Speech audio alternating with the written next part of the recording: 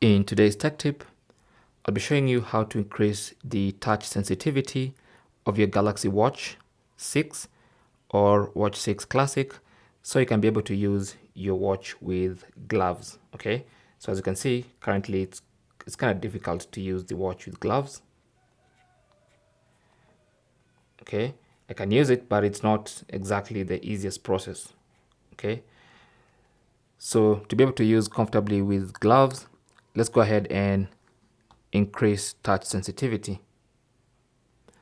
So swipe up to go to the app screen and then tap on settings. On the main settings page, scroll down to display, tap on that, and then under display, scroll down and keep scrolling until you get to touch sensitivity. Turn on that toggle button to enable touch sensitivity and turn it off to disable touch sensitivity. Okay, so with touch sensitivity enabled, you'll find that it's easier to use the watch with gloves.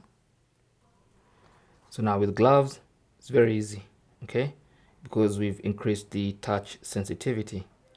Can enable and disable features easily and scroll much easily, okay. So that's basically how to enable touch sensitivity on your Samsung Galaxy Watch 6 or Watch 6 Classic so that you can be able to use your watch with gloves. Thanks for watching.